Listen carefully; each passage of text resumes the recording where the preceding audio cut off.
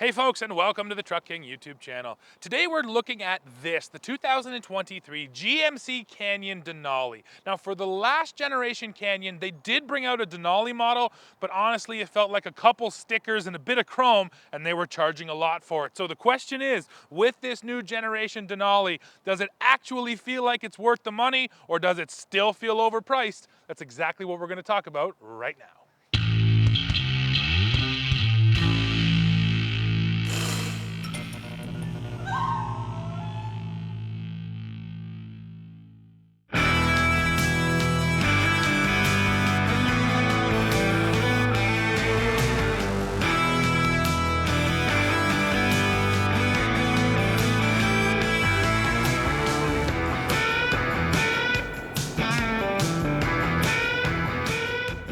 Let's start with the walk around. So under the hood of the GMC Canyon Denali is a 2.7 liter turbocharged 4-cylinder, and here in this Canyon you can only get it with one power output, and that is the high output version at 310 horsepower and 430 pound-feet of torque. In the Chevy Colorado you get the same engine, but you can get it with less power. That's not even an option here on our Canyon Denali, and that is sent through an 8-speed automatic. So Denali, of course, is all about luxury, and the first way you're going to tell that is by the front end of this truck. They fit it with that chrome grille. You're also getting a really nice set of chrome wheels, chrome accents up here on the mirror caps. These are the ways that GMC sets this truck apart from the rest of the Canyons in the lineup. I should also mention that's a set of 20-inch wheels right there, and I think they look nice. As we roll back, you get a set of fixed steps on this truck. Again, being a luxury truck, you're not taking it off-road, so they don't care about the clearance, and that is, again, a nice step to get up into it. Now, we get back to the bed, and I should mention this configuration of the Canyon, which is short bed crew cab. This is the only way you can buy this truck now. You cannot get any different cab or bed configurations. General Motors decided, well, this is the only thing everyone needs, which is a bit unfortunate. Of course, at Nissan and at Toyota, you can still get those mid-sizers with a couple different cabs and beds, but not so over here at GM. Now let's look at this bed. You do have a quite damped tailgate. That's really slow. Yeah, they really put a lot of springs in that thing. So I'll show you the one neat little party trick that they put back here. It's a little storage in your tailgate. That's kind of cool. I probably keep like a tow strap in there or something just for emergencies. And then when it comes to the bed, it's pretty much standard fare. However, I will point out the one thing that we love about GM beds here at Truck King: fixed tie downs at multiple heights. In the half-ton trucks, you get 3 of those. Here in the mid-sizers, you get 2. But tying down different things sometimes calls for, different heights for your actual hookup points. So I really appreciate having those fixed tie down points. Now, finally, when it comes to towing and payload, off of that hitch down there, you're able to pull 7,700 pounds. And then let's go look at the sticker to see what the payload is.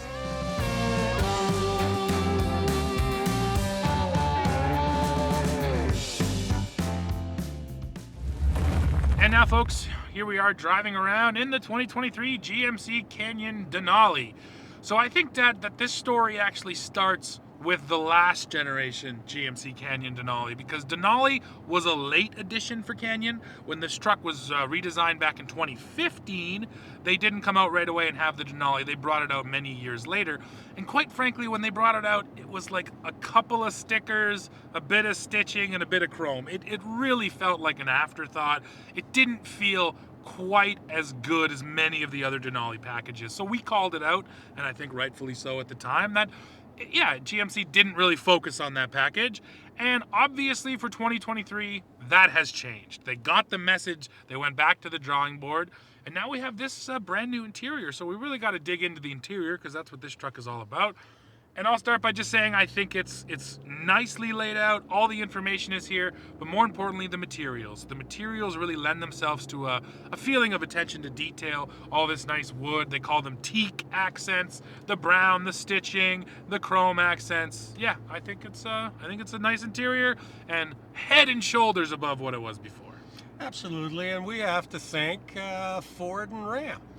And I say that because in those years, when they kept churning out basically the same humdrum, boring Denali interior, Ford and Ram were both just up in their game and up in their game till the point where, particularly around 2020, you looked at the difference and it was so pronounced that I was really wondering why people kept buying Denali. Yeah, fair enough. And I wouldn't say that for all the Denali packages, but the majority of them felt that way. And that was sort of the problem too, is that it wasn't standardized one product to the next. Some products, it felt like an afterthought. Some products, it felt like they really focused on it. So yes, that's obviously something they felt too. And they came along and tried to change it for the new gen.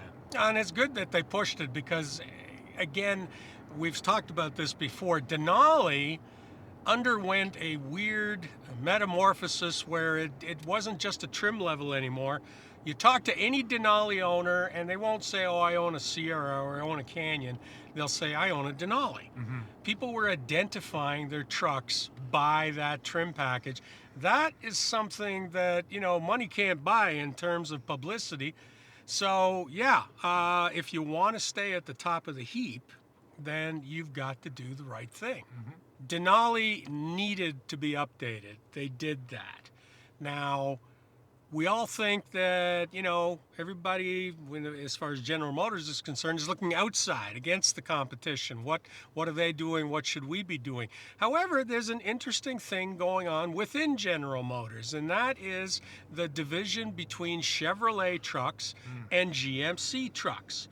GMC, for the longest time, had tried to stake out this space and they created a marketing program which was called Professional Grade. So for at least 15 years they've been pushing this fact that for some reason their trucks are more precise and accurate and very work relatable. And then like about 2 years ago, suddenly we started seeing that GMC actually was going to stake the high ground above Chevrolet when it came to luxury. Yeah. So if you haven't really noticed it, take a good look because the easy way to do it is look at the pricing. The GMC top of the line trucks are now more expensive than the Chevrolet top of the line trucks. Yeah, absolutely, and I think that has a lot to do with Denali. And you know what? I think you mentioned it earlier. You can't buy that kind of marketing, and I think when it comes to GMC, Denali was a happy accident. They probably didn't almost intend for it to take off as much as it did, and it kind of pushed them into the luxury space. But of course, if your customers are willing to spend those dollars, you're going to make sure you provide something for them to spend it on. So yeah, I think GMC kind of had to chase that luxury angle. So, Dad, the interior here is really a big deal with the Denali, but we do have to just comment on how the truck drives in general.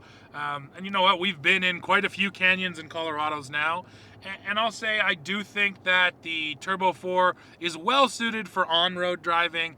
Plenty of power, not a ton of lag. It's there, but it's not crazy pronounced. I will also admit that I do miss the V6 a little bit. I did like that 3.6 liter naturally aspirated V6, but that is just me. But overall, yeah, nice, quiet, cruising, comfortable truck, wouldn't you say?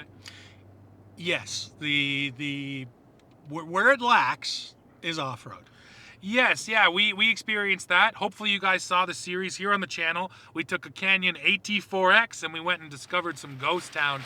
Well, while we were off-road discovering those towns, more than once, really felt the need to go into low range. With a lot of trucks, I feel like low range is always a last resort. I only really need to go to low if the truck can't make it through something. And this truck, right away, you get off-road and you're asking for that torque, and it just felt like it needed low range, more so than some others. Yeah, particularly at slow speed, and this was the problem. I mean, as we all know, most off-roading is at slow speed.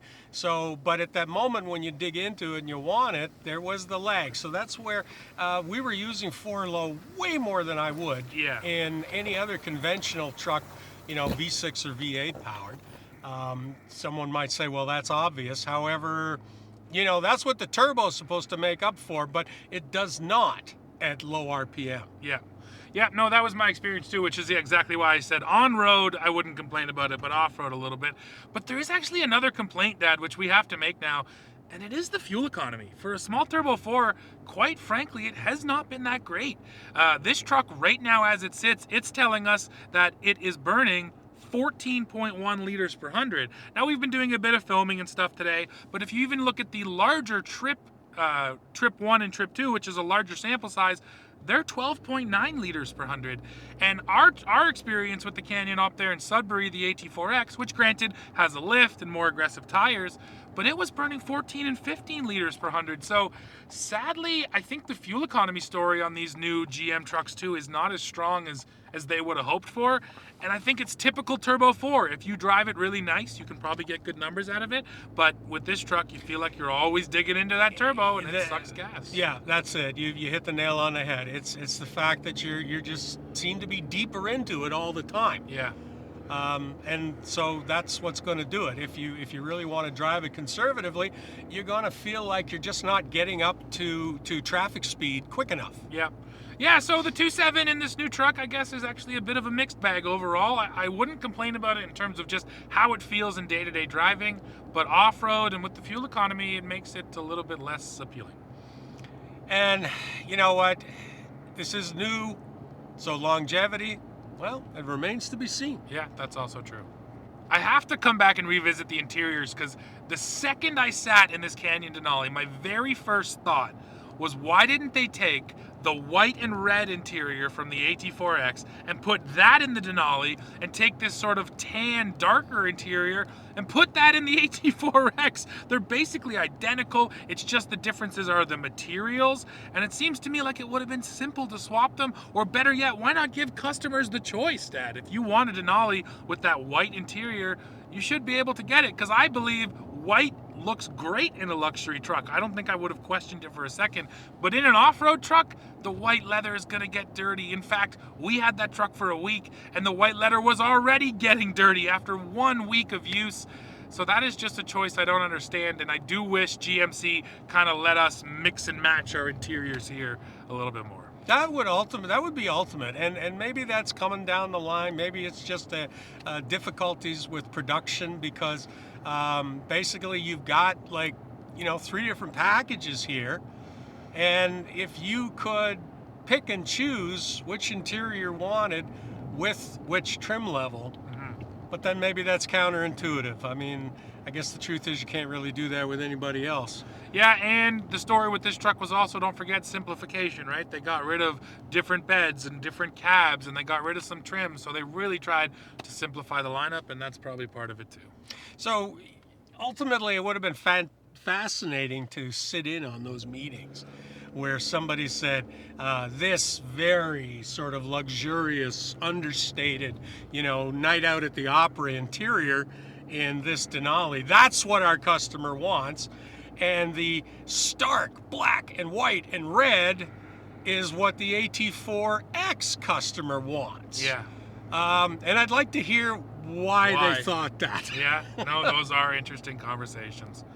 So I think those are all our thoughts on the truck, but what it truly boils down to is the price, is how much you're gonna pay for all of the stuff you see right here. Yep. So this truck, as it sits here in Canada, is $63,000. And I will just quickly make the point that this is actually not the most expensive truck in the lineup. If you go for the AT4X, it starts at about $5,000 more, which I think does make sense. You're getting a lot more of the off-road equipment on that truck. But still, there's kind of just an outline in my mind that suggests the luxury version should always be the most expensive. So I kind of like that Denali's a little down from the AT4X. But the question basically is, Dad, 63 grand. Do you feel like it's worth it? Do you feel like you would spend the money and feel like you got enough truck for that money? I'll answer that by saying that in general, every truck across the board from any manufacturer that is on sale today is overpriced. Fair. Period. Yeah. Okay. It's hard not to feel that way. When you try to understand the margins on these trucks, I mean, they're making a fortune. It's not without a reason that, somebody like Ford is not really trying to build small cars anymore. They don't make any money on them. Even GM is straying away from anything that's sort of economy based, because everybody seems to want to buy trucks, and man, you can slap a big profit margin on a truck. And I think they're getting greedy. Yeah, I absolutely agree. So I'll answer the question too and say, no, I don't think it's worth it. It's too expensive. However, you can look at it from one other angle, which is, what are the competitors? Because I will also say that in the mid-size truck space, this is the nicest luxury truck that you can buy today, period. The new Ford Ranger and the new Toyota Tacoma are coming, so you can't even really count those ones yet. And then the Frontier is truly not that nice inside. The Gladiator is just okay. So from that angle, if you want a mid-sized luxury truck, this is the nicest one you can buy. So if that is worth it to you, then yeah, I guess you're gonna drop your money at GMC. You're absolutely right if you're doing a comparison. And sadly, in my perfect world where I could go into a dealer and say, no, I'm not gonna pay that, I'll give you this much.